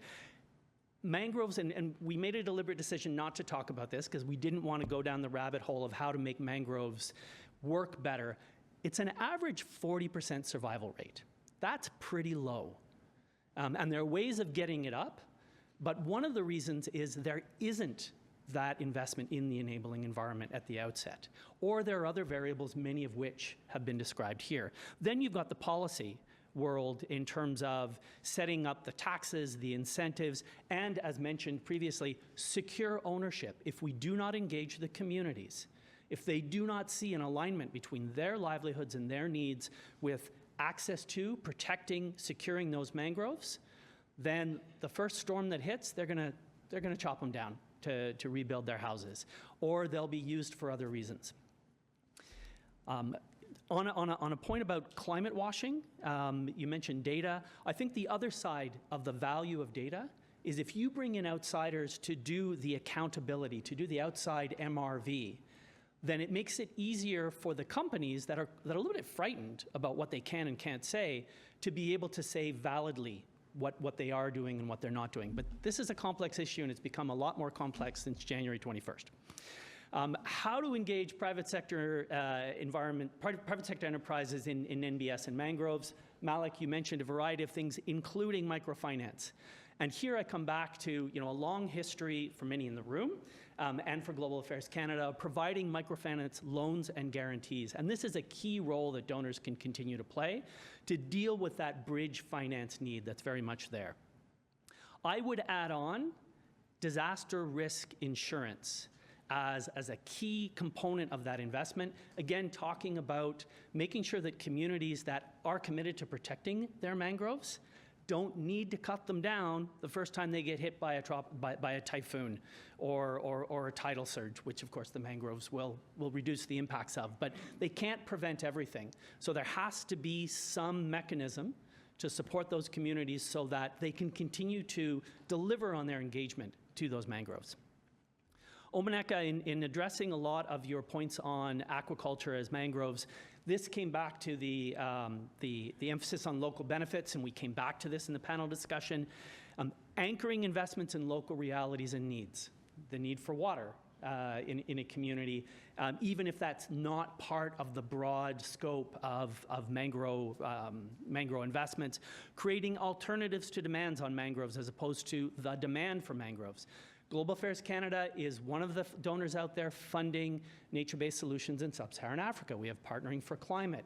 Part of that commitment under Canada's climate finance policy is to support coastal solutions, including mangroves. But in each of those projects, it gets anchored in what is the community link? What are the livelihoods opportunity? What are the alternatives so that when there's pressure on these mangroves, these communities can withstand that pressure and continue to deliver on the long-standing investments. And there are some horror stories out there. If you don't have that community buy-in, there are stories out of sub-Saharan Africa of communities having been excluded from forestry plantations for voluntary carbon markets, and those forestry plantations having suffered unexplainable fires. So there are ways that communities will push back, and just the bottom line is they can't afford to lose their livelihoods and not have some alternatives. So here, stakeholder engagement is pivotal. Zhao, you mentioned green-gray infrastructure, and one of my jobs, I thought, in sitting in the room was just to clarify for people who may not know exactly what's being discussed here. In the case of green-gray infrastructure, this does also represent a phenomenal opportunity. Mangroves can be part of that in terms of coastal infrastructure, but it's really talking about adding nature-based solutions alongside the kind of steel and concrete infrastructure we would see with sewerage, water treatment, coastal roads, ports, the kind of traditional infrastructure. And IISD has a center of excellence on this. They've shown that there are about 1/5 of cases that green delivers a lot better result than straight gray. The importance of traditional knowledge has been mentioned. Again, coming back to maladaptation, and the example of the individual who was digging a trench from the mangrove so that they could get the balance right, I thought was really, really relevant. If you're doing your stakeholder engagement right, you're pulling in people who have knowledge of how it used to be, and this can go a long way to avoiding maladaptation and to ensuring better survivability in the mangrove space. And broadly, taking a landscape approach. So especially as you're scaling up, and again, if we're talking about channeling investment into this space, investors are looking for big ticket items because that reduces their transaction cost. So the landscape approach also pulls together different stakeholders, different opportunities, and maybe different opportunities for bundling. It's not just mangroves, maybe it's also bundling access to agricultural markets or non-timber forest products, which are one of the things coming out of the communities. Just a quick aside to re-emphasize the importance of local communities. There have been stories over the last couple of years of In Zimbabwe, for example, the United Arab Emirates bought up 20% of land for a blue carbon pitch. Blue carbon has access to 8% of Tanzania, 10% of Zambia, Papua New Guinea, Dominica, Bahamas, Niger, St. Lucia. Again, I'm not saying that it's not going to work out well, but if it doesn't work out well and you don't have community benefits, then that undermines the credibility of the investment, and it likely sends a market signal that these can be very high risk, and this is exactly opposite to what Jason was suggesting. I'm getting there. One cautionary note, read the marketplace. And Jason, I defer to you on this entirely. I think it's fantastic if you could, have an investable opportunity in stock markets. But just a reminder that carbon and biodiversity are kind of artificial markets. These are not essential inputs into a standard production function. It's not like human capital. It's not like your economic infrastructure. These hopefully will have staying power. We haven't addressed the bigger than an elephant in the room of active efforts in the world's largest economy right now to not just backtrack, but actually create disincentives for companies to take into account environment and biodiversity, things that we know are actually key to their productive sustainability. These are real economic factors, but they're so politicized. It's just something that we have to be aware of, and I just want to throw out a quick thank you to Mark. So Mark approached Malik and I just before the event, and he said to us, why don't we have a kiva for mangroves? Now, kiva, for those of you who don't know, is a crowdsourced microfinance platform where individuals, provide funds. They say, take these funds, provide them for microfinance for livelihoods, and then either give me back the funds or recycle them. I'm only mentioning this because I think it's time to think outside the box, and mangroves may represent a real opportunity to do so. Why don't we crowdsource in? Why don't we turn to people power? And if possible, and again, I would have to defer to you on this one in terms of legislative requirements and accountabilities, could we not pitch an offer for the price of your daily coffee, an investment in climate, environment, biodiversity, or for diaspora communities, or for developers supporters of the Sustainable Development Goals? There's a lot of ways to bring people power into this. And frankly, if you were able to do this at the lower level, that would send a very important signal, I think, at the higher level, because it is one of the things that corporations take into account. Role of policy, great question by IISD. I just wanted to remind you, if you had forgotten, Costa Rica, when they made their shift, they actually went directly to the cattle farmers. These were the people who were cutting down the forests. And they said, we are going to offer you a financial incentive equivalent to what you would earn from expanding your cattle to not cut down the forests. So they really tackled the trade-offs, and they really ensured they had the right stakeholders in mind, and they put all their money into creating Costa Rica as an eco-heaven. So there are a lot of policy options. That's a pretty drastic one, but there are a lot of them. Omaneka, your point about policies being appropriate for local enforcement, I think I've gone through the community benefits, but in terms of enforcement, it's been raised twice. You could have the best policy in the world. If it's not enforced, then you're undermining that mangrove viability. Your stakeholders have to include local governments. We have to be upfront about understanding that it's not just local communities, but it's also municipal and regional governments that may have a stake in those mangroves that's different from those of local communities, and they're going to be under pressure. Again, come back to Zimbabwe, the national government's selling rights to 20% of its territory. They're going to be under pressure to allow for expansion. They're going to be under pressure to allow different use of those coastal areas. If they're part of the solution, if they see some benefit, they're much more likely to stand up. And that, by the way, has to be renewed every time there's an election. The data gaps, I just wanted to point out that you pointed out that there's some really appropriate ways of dealing with this, but we don't actually have to solve the data gap for investments in climate change. We just have to solve the data gap for investments in mangroves as a nature-based solution. And here we're way ahead of the game. Really solid science on carbon sequestration. We've got biodiversity eDNA technology like the IUCN STAR metric. There are ways to provide investors with very robust science-based evidence of what investments in those mangroves, in those mangrove communities would represent, including economic livelihoods and even disaster risk reduction, monetizing that. Last point, and I wasn't trying to be disrespectful to the question on what can donors do, but we are in a writ period. That means that I have no scope for speaking about Government of Canada policy because there is no Government of Canada policy right now. But what I can tell you is donors overall should be seen as investors. They have their own goals and their own targets, and they would look at nature-based solutions in mangroves in terms of to what extent do these represent value for money relative to the other alternatives for achieving these goals. And positioning these in that way could go a long way to encouraging donors who may come on with some commitments that are aligned with, it may not be climate or environment, it may be disaster risk reduction, it may be coastal community livelihoods, it can be a variety of things. So that's one angle. And then the other side is, as you can imagine, all the donors all over the world right now are very much influenced by the pressure for their domestic economies to diversify trade.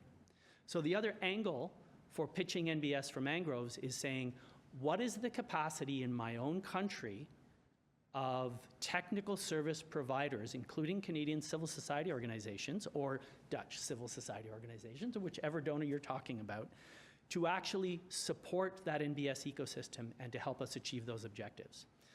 So I will leave it there. Thank you all very much for, are you coming back? Okay, but you are. Thank you all very much for engaging in the conversation. Thank you for some really interesting ideas, and look forward to talking about them afterwards.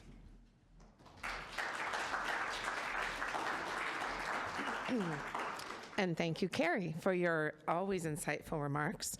I do want to note that Khalil said you were known as a leading thinker, and then you transitioned. But I think he did mean to say you continue to be a leading thinker despite your transition. Thank you all for joining us today. Thank you, Carrie, for bringing that discussion to such a beautiful conclusion, and some thoughts for all of us to continue discussing as we shift in a moment to refreshments. I do also want to thank our panelists once again, Jason, Malik, Omoneka, and Zhao, for their contributions, and of course Sabina for your graceful moderation and going through those delightful Czech challenges but making them seem very seamless. Before we do leave the room, I'd like you all to take a moment to share your thoughts with us using our feedback survey via another QR code that you'll see on the screen in front of you. Your thoughts and views help us program and evolve and find new speakers and strive to do better every time. So please do share your thoughts with us. We would like you to stick around. There are delightful refreshments in the atrium, and there is also an exhibit on right now that highlights some of the work of the AKDN through the AgaCon Historic Cities program. And this one deals with the revitalization of the Alizar Park and the impact on the lives and the livelihoods of the artisans in the surrounding neighborhood. So please enjoy the conversation, enjoy the exhibition, enjoy the refreshments. Thank you for being a part of our event today. Goodbye, everyone.